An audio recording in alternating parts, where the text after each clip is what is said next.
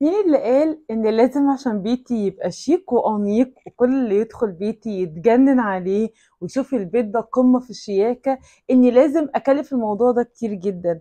طبعا مش هتصدقوا لو قلتلكوا إنه ممكن بأقل تكاليف ويمكن من غير تكاليف خالص أحول بيتي من بيت كئيب كله طاقة سلبية لبيت شيك راقي أنيق وكمان مليان طاقة إيجابية. ازيكم يا احلى بنات؟ عاملين ايه؟ يا رب تكونوا بخير وفي احسن حال. لو اول مره بتشوفوني، انا ساره ودي قناتي. يا اهلا بيكم، نورتوني.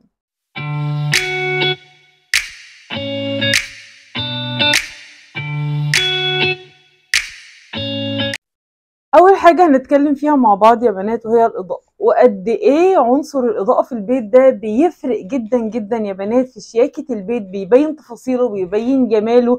قد ايه في اوقات كتير بحتاج فيها اضاءه قويه في البيت، في اوقات كتير بحتاج فيها اضاءه هاديه كده في البيت. قد ايه عنصر الاضاءه ده لو ركزنا عليه لوحده هينقل بيتنا بجد في حته تانية.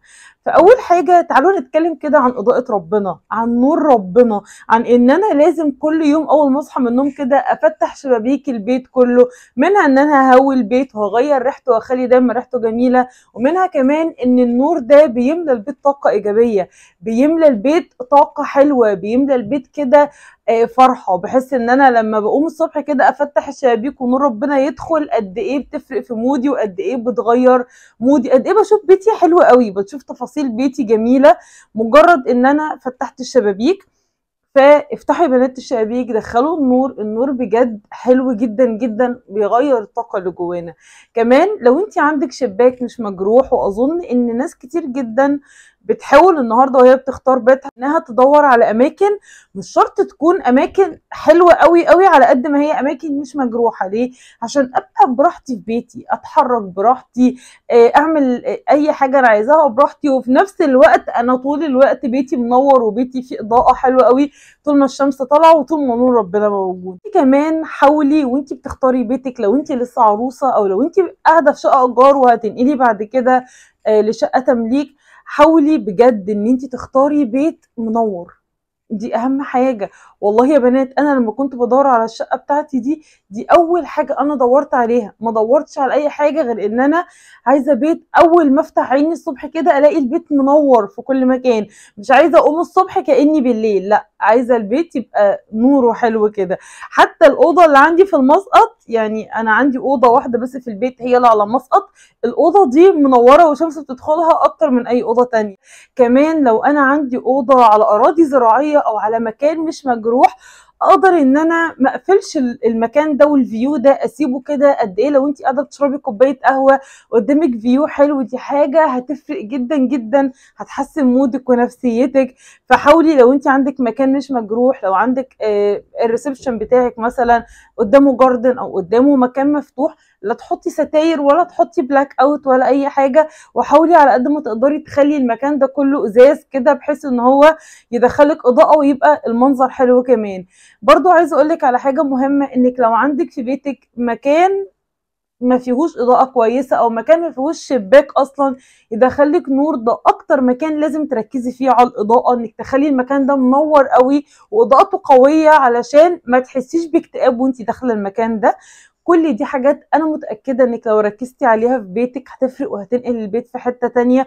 كمان يا بنات احنا داخلين على دراسه، فاحنا محتاجين جدا الفتره الجايه دي نركز مع اضاءات بيتنا، وخصوصا المكان اللي ولادنا هيذاكروا فيه. المكان ده لازم تحاولي على قد ما تقدري انك تركزي فيه على الاضاءه تكون قويه، بالذات غرف الاطفال، المكان اللي فيها المكاتب. اضاءه الاوضه دي هتفرق معاهم وهتخليهم مركزين اكتر، هتخليهم عارفين يركزوا، عارفين يذاكروا. غير لو انت مقعدهم في مكان الاضاءه بتاعته هاديه او اضاءته وورم كده تلاقيهم بيناموا وهم بيذاكروا. فلازم طبعا تحافظي جدا. انت مش عارفه تتصرفي، هي دي الاضاءه اللي موجوده، حاولي تجيبي حتى على المكتب بتاعهم اباجوره او حاجه تزود الاضاءه. كمان مش عايزاكم يا بنات تتخدعوا بالمظاهر، لان بجد انا حصل معايا قبل لي كده ان انا لما رحت اشتري النجف ركزت قوي على الشكل، وان الشكل يبقى حلو وجميل، وما ركزتش خالص ان انا اجرب الاضاءه بتاعه المكان. انا عايزه اقول لكم ان انا وانا بنقل في الشقه بتاعتي دي اخر مره، انا كنت بدخل محل النجف ومش عايزه حد يضحك عليا، بس والله ده حصل. ان انا كنت بقول له طيب حط لي بقى الاضاءات في النجفه وشغلها لي واطفي لي نور المحل. انتوا متخيلين؟ والله يا بنات انا عملت كده فعلا. ليه؟ لان انا اتقرصت قبل كده من الموضوع ده، وكنت اشتريت حاجات وروحت البيت واتفاجئ ان المكان مظلم وانا شاريه الحاجه غاليه جدا. وللاسف يعني الحاجات الشيك قوي قوي دايما بتبقى اضاءتها مش عاليه، مش منوره. فركزوا في الحاجات دي، لان انا يعني والله كنت بزعل بلاقي حاجات تحفه وببقى نفسي اجيبها، خصوصا لاوض الاطفال بالذات. اوض الاطفال اكتر حاجه عانيت معاها، وكان كل ما حاجه بتوهم بيها وابقى خلاص مقرره ان انا هجيبها، اتفاجئ انها مش بتاخد غير اللمبات الصغيره بتاعت اللي هي النجفه بتاعت الصالون دي، فمش هتنفع دي في اوضه نوم. فحاولوا على قد ما تقدروا تركزوا قوي في الموضوع ده، لانه هيفرق معاكم جامد بجد. ومن اهم الحاجات بجد المهمة جدا يا بنات، واللي صدقوني اول ما ضيف هيدخل بيتكم هي اول حاجة هتلاقوه بيبص عليها وبيشوفها، هي الحوائط بتاعة البيت. وبجد قد ايه انا لما بدخل بيت اشوف الحيطه بتاعه البيت ده نظيفه، بقول البيت ده نظيف وراقي. لو البيت الحيطان بتاعته مش نظيفه بجد هي بتخلي شكل البيت وحش قوي يا بنات. يعني بصوا اقول لكم على حاجه، احنا عينينا بتتعود. لو انت قاعده في البيت دايما الحيطه اللي في البيت متوسخه، انت بعد شويه عينك هتتعود على ده، مش هتبقي شايفه ان الموضوع في حاجه غلط. غير بقى اللي داخل بيتك، هو شوف طبعا المنظر ده وحش جدا. فحتى لو انت عندك اطفال ده مش مبرر، يعني حتى لو انا عندي اطفال صغيره، وطبعا كلنا عارفين ان الهوايه الاولى والاخيره والمفضله عند الاطفال كلها هم يقعدوا بقى يرسموا على الحيطه ويوسخوها ويبهدلوها. انا عارفه مكان ايديهم، وطول اليوم يشيلوا من هنا ويحطوا على الحيطه. انا عارفه والله، وكلنا مرينا بالفترات دي وكلنا مرينا بالوقت ده. بس يا بنات عشان ابقى صريحه معاكم، ده ملوش دعوه خالص. انت ممكن تمشي طول اليوم وراه بحته قماشه كده ونضفي في وقتها. اولا هي الحاجه تبقى اسهل انها تنضف معاكي لو في وقتها. حاولي دايما تشوفي له حاجات بقى يطلع فيها طاقته، يعني هاتي له كراسات يلون فيها، هاتي له فيه شيتس بتتباع كبيره اللي هي الاوراق الكبيره دي، حاجات بتتلزق على الحيطه يقدروا ان هم يلونوا فيها. يعني حاولي على قد ما تقدري ان انت تحافظي على الحيطان بتاعتك، لان بجد الحيطه دي هي واجهه البيت. وكمان يا بنات عايزاكم تاخدوا بالكم كويس جدا من الزراير بتاعه النور. دايما المنطقه دي بيبقى حواليها بيتوسخ مكان ايدينا، خصوصا لو الحيطه بتاعتك لونها فاتح فاكيد هيبان فيها. فحاولي دايما على طول ان انت تبقي ماسكه في ايدك قماشه كده وتنضفي الجزء ده. كمان من اكتر الحاجات اللي بتنقل البيت في حته تانية يا بنات هو شكل الزراير بتاعه النور بتاعتك. انت تقدري ان انت تنقي شكل كده شيك مودرن لايق على بيتك. الحاجات دي ما بتبقاش على فكره غاليه خالص، وحاجه بسيطه، بس قد ايه بجد هي بتنقل البيت في حته تانية وبتبين شياكته. خصوصا لو انت حاطاه الحيطه فاتحه وهو لونه مختلف، هيفرق قوي وهيبرز التفاصيل البسيطه دي، بتفرق جدا والله يا بنات. فما تسترخصوش قوي في موضوع الزراير بتاعه النور ده، هاتوا حاجات تكون كواليتي بتاعتها كويسه وحاجات شكلها شيك كده، لانها بجد بتفرق والله في تفاصيل البيت. يعني عايزه اقول لكم يا بنات ان ممكن تبقي انت لسه دهنه البيت بتاعك قريب والبيت لسه جديد والدهانات بتاعته جديده، بس من كتر ما هي متوسخه ومن كتر ما هي متلحوسه من كل حته، والله اللي هيدخل بيتك هيقول البيت ده ما اتبيضش من 10 سنين، ما اتدهنش من 10 سنين، رغم ان انت لسه عاملاه قريب. وانا ممكن برضو ادخل بيت تكون الحيطان بتاعته دي مدهونه من زمن بس متحافظ عليها، دايما بتتنضف دايما بتتلمع، هتبان كانها لسه مدهونه جديد. دي ايه هتنقلك البيت وهتغيره، ومش مكلفه خالص، تقدري تعمليها بعد الفيديو ده على طول. وعايزه اقول لكم يا بنات ان من اهم الحاجات اللي بتفرق في شياكه البيت وبتبين البيت ده شيك وراقي بجد ولا لا، هي ريحه البيت يا بنات. واحنا قاعدين في البيت برضو مناخيرنا بتتعود على الروايح. فممكن تبقي قاعده في البيت بعد الغدا وبعد ما خلصتي كل حاجه في البيت، وانتي شامه ريحه البيت عادي، بس اللي جاي من بره البيت مش هيشم ريحه البيت عادي، لان البيت بعد الغداء وبعد الاكل والثوم والبصل والحاجات دي بجد بيبقى فيه ريحه. قولي دايما كل يوم بعد الغداء تستعملي معطر، والاحلى من المعطر كمان يا بنات البخور. بحس البخور بينتشر في الشقه كلها، وكمان ريحته بتبقى تحفه وبيثبت، وبحسه بيلزق في الفرش قوي بجد. يعني موضوع البخور ده بقى من مفضلاتي بقالي فتره طويله جدا، يعني بشتري البخور على طول. بحب ان انا دايما يبقى البيت متبخر كده وريحته جميله بجد والله يا بنات، هو بيريح نفسيا جدا. وكمان اللي داخل بقى من بيتك هيقولك ايه الريحه اللي تجنن دي.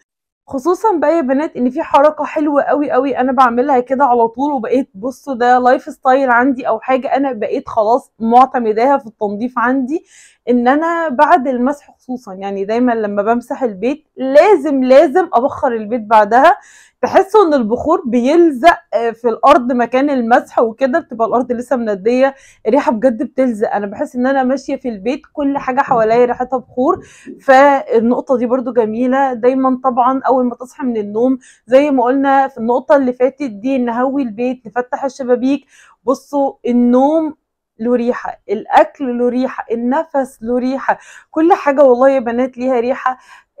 ممكن احنا بنتعود على الريحه دي، بس لو حد داخل من بره البيت هو هيشمها. فانت تعودي دايما تقومي تفتحي الشبابيك الصبح كده، هوي بيتك. التهويه دي جميله جدا. كمان الشمس لما بتدخل البيت بتقتل ميكروبات وبتقتل اي جراثيم في البيت. كمان ما تعوديش ولادك ان هم يدخلوا البيت بشوزات، لان هم بره بيدوسوا على قرف وعلى حاجات تراب وبكتيريا وحاجات ملهاش لازمه انها تدخل البيت خالص. دايما عودي ولادك ان الشوزات بتتقلع قدام باب البيت، ما ينفعش ندخلها البيت غير على الجزامه. الجزامه لازم تبقى ايدك فيها دايما وتنضفيها دايما. الشوزات المتوسخه تتحط في الغساله تتغسل، دايما نضفيها اول باول، لان برضو الشوزات والجزامه من اكتر الحاجات اللي ممكن تبقى عامله ريحه وانت اصلا مش واخده بالك الريحه اللي في البيت دي جايه منين. ومن اكتر الحاجات يا بنات اللي بجد هتبين بيتك مش شيك ومش حلو، هي ان البيت فيه كركبه. حتى لو الكركبه دي غاليه، حاجات غاليه جدا. انتوا عارفين ان الكركبه دي ممكن تكون انتيكات كتير في المكان. ايه ده يا ساره؟ الانتيك الحاجات الغاليه دي كركبه؟ طبعا كركبه. ما هو الشيء لما بيزيد عن حده بيتقلب ضده. الحاجه كل ما كانت سيمبل وبسيطه وجميله بجد والله يا بنات بتبقى حلوه جدا. مش بكتر الحاجات، مش عشان انا معايا فلوس انزل اشتري 100 تمثال 50 لوحه واحطها في المكان واملى المكان وابقى داخله بتكعبل في كل حاجه، مش عارفه اعدي من هنا لهنا من كتر الحاجات اللي موجوده الغاليه قوي الفظيعه قوي. بس هي كركبه ومش حلوه يا بنات. فركزوا قوي في النقطه دي بجد والله يا بنات. كل ما الدنيا كانت بسيطه، كل ما الانتيكس حتى اللي انت حطاها دي، كل ما الانتيكات دي كانت بسيطه كده وجميله، كل ما بان جمالها. انا لو داخله مكان فيه 4 انتيكات محطوطين جنب بعض، انا عيني هتركز على ايه ولا ايه؟ مش هشوفهم، مش هقدر جمالهم، مش هقدر قيمتهم، غير لما ادخل مكان فيه قطعه واحده بس محطوطه. قد ايه هبقى قاعده واخده بالي من تفاصيلها، واخده بالي من جمالها. برضو البيت نفس الموضوع. مش لازم احط انتريه وصالون سفره جنبه صالون انتيك جنبه مش عارف لا ده مودرن ايه ده كلاسيك ايه. لا انا مش لازم اعمل كده. ممكن ابقى موسعه المساحه دي. صار طب ده انا عندي مسافه، ايه المشكله؟ ده المسافه دي حاجه جميله جدا ان انت تبقي قاعده كده مرتاحه، مش الدنيا مكركبه. بالعكس خلي دايما في مساحه بين كل حاجه والتانيه. لو انت عندك السفره خلي مساحه بينها شويه وبين الصالون. مش لازم علشان يبقى عندي حاجات كتير احط الحاجات كلها مكركبه جنب بعضها، لا هعرف انضفها ولا هعرف اهتم بيها ولا هعرف اخلي بالي منها بعد كده. لكن لو انا عندي سبيس، عندي مساحه، هدي حتى فرصه اللي داخل بيتي انه ياخد باله من شياكته، ياخد باله من جمال القطعه اللي محطوطه فيه. مش داخل معرض اللي هو مش عارف يبص على ايه ولا ايه ولا ياخد باله من ايه، وممكن يدخل بيتك ويطلع مش فاكر انت لون الصالون بتاعك ايه من كتر التفاصيل اللي انت حطاها له في البيت. فبجد يا بنات كل ما الحاجه كانت اهدى، كل ما الحاجه كانت احلى واشيك وبان قيمتها وبان جمالها كمان. عايزه اقول لك على حاجه ممكن تكون عندك في البيت وانت مش واخده بالك ان الحاجه دي ممكن تكون سبب في قلق وتوتر، ممكن تسبب طاقه سلبيه في البيت. وكتير مننا مش بياخد باله من النقطه دي يا بنات. وهي ايه؟ رغم انها حاجه طالعه موضه جدا ومنتشره جدا الفتره دي، بس انا عمري ما حبيتها وعمري ما عملتها في بيتي والله يا بنات. وهي الدريسنج المفتوح. انا لو عندي دريسنج مفتوح في بيتي هتعصب بجد والله، حتى لو هو متروق، بس انا فكره الحاجات الكتير اللي قدامي دي بتعصب. انا بحب جدا فكره الدولاب المقفول، الحاجه كده مش باينه، حتى على فكره ما بقولش علشان الحاجه مش نظيفه، لا، يعني حتى لو مترتبه ومتنسقه ومحطوطه متدرجه بالالوان، انا يا بنات بشوف ان دي حاجه بتعصب، انك تبقي قاعده قدامك حاجات كتير، دي حاجه بجد مش حاجه، انا مش شايفاها حاجه حلوه. انا شايفه ان الحاجه كل ما كانت بسيطه تفاصيلها قليله بتبقى احلى كتير.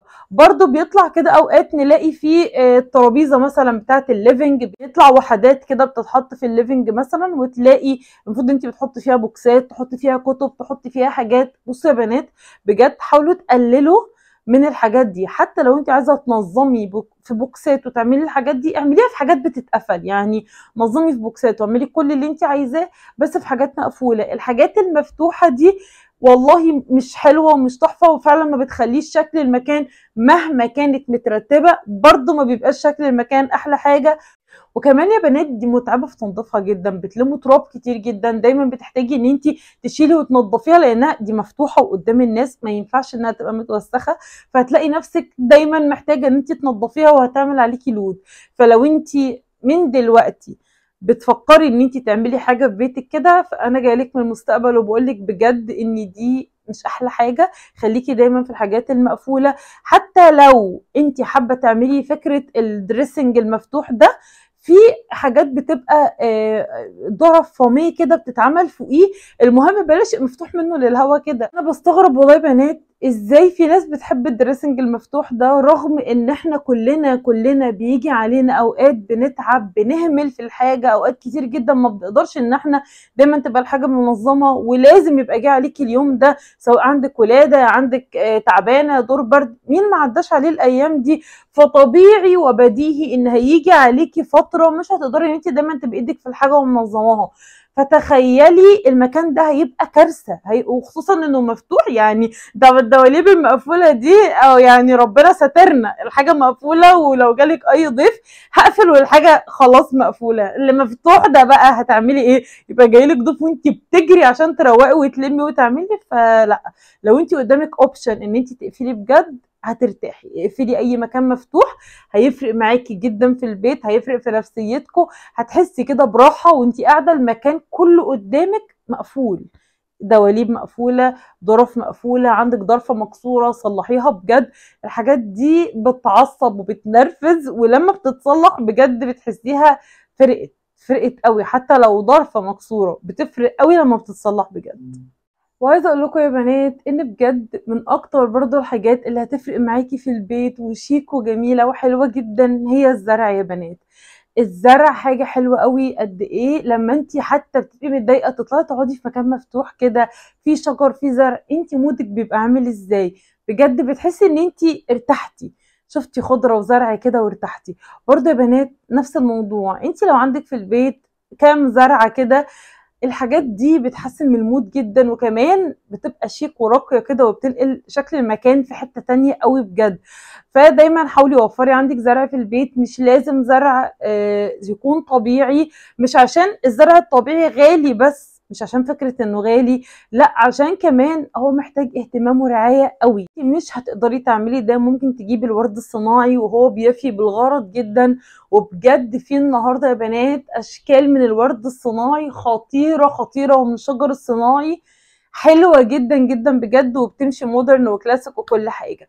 فالزرع بيفرق جدا في النفسيه جدا جدا. بس برضه يا بنات مروحش اجيب 100 زرعه واملى بيها المكان، لا، نحاول نبسط كده ونخلي الحاجه شيك تضيف للمكان، ما تقللش منه. دايما وانت بتشتري الحاجه فكري في كده، انا عايزه اضيف جمال للمكان اللي عندي، مش عايزه ازحمه وقلل منه، هي دي اهم حاجه.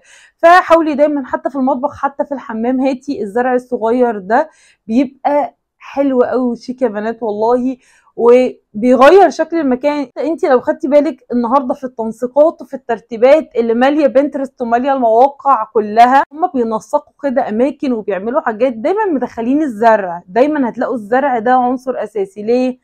لانه بيفرق بجد في المكان، بيدي طاقه ايجابيه، بيحلي شكل المكان. حتى لو زرعه صغيره زي ما بقولك، لو اي حاجه صغيره كده هتلاقيها غيرت لك شكل المكان خالص. فبجد يا بنات تفاصيل صغيره ونقط صغيره وممكن تكون موجوده عندك في البيت وانتي اصلا مش واخده بالك منها، وكمان مش مكلفه بالمره. وبجد كل تفصيله اتكلمنا فيها يا بنات والله هتفرق معاكم جدا جدا، وانا متاكده ان شاء الله. وبس كده يا حلوين، ده كان الفيديو بتاعنا النهاردة. اتمنى يا رب يكون الفيديو عجبكم واستفدتوا منه ولو بحاجة بسيطة. وطبعا لو عجبك الفيديو ما تنسيش تعملي لي لايك وتشتركي في القناة وتفعلي الجرس علشان يوصلك دايما اشعار بالفيديو اول ما انزله. واستنوني في فيديو جديد يا احلى بنات في الدنيا كلها. ومع السلامة يا امورات.